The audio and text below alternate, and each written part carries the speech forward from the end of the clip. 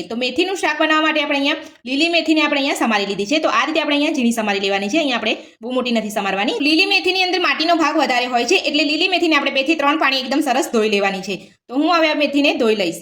મેથીની ભાજીને આપણે અહીંયા સરસ 2 થી 3 પાણીએ ધોઈ લીધી છે. હવે આપણે શાકનો 100 ગણો સ્વાદ વધારે તેવો આપણે મસાલો બનાવીશું. તો મસાલો બનાવવા માટે મેં એક અહીંયા કઢાઈ લીધી છે. તો હવે આપણે એમાં 2 મોટી ચમચી જેટલા સિંગદાણા લઈશું.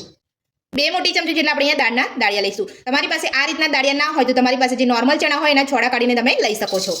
1 મોટી ચમચી જેટલા સફેદ તલ નાખીશું અને 2 ટુકડા આપણે અહીંયા આદુના લઈશું અને બધું જ આપણે અહીંયા સરસ શેકી લઈશું. તો બધું જ આપણે અહીંયા સરસ શેકી લીધું છે. તો હવે આપણે એક નાની ડીશમાં કાઢી લઈશું અને ઠંડુ થવા દઈશું.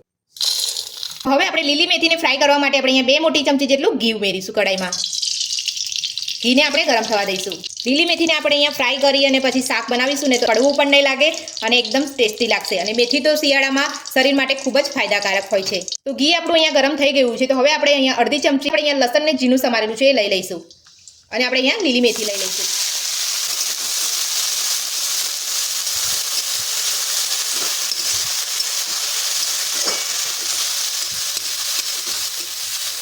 તો આ રીતે ભાજીને આપણે અહીંયા ઘીમાં સાતરી લેવાની છે. તો આપણી ભાજી અહીંયા સરસ સાતરી લીધી છે. તો હવે આપણે અહીંયા એક ડીશમાં કાઢી લઈશું.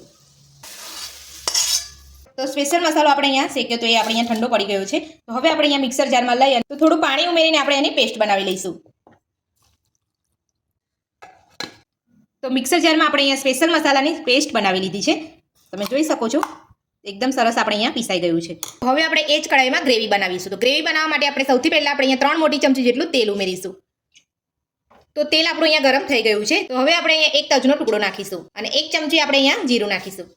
1 સૂકું મરચું, 1 ચમચી આપણે ઝીણું સમારેલું લસણ,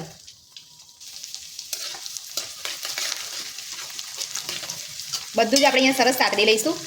આપણે અહીંયા ગેસની ફ્લેમ જે છે મીડિયમ જ રાખવાની છે, ફૂલ ગેસ આપણે નથી રાખવાનો. તો હવે આપણે એક મીડિયમ સાઇઝની ઝીણી સમારેલી ડુંગળી એડ કરીશું.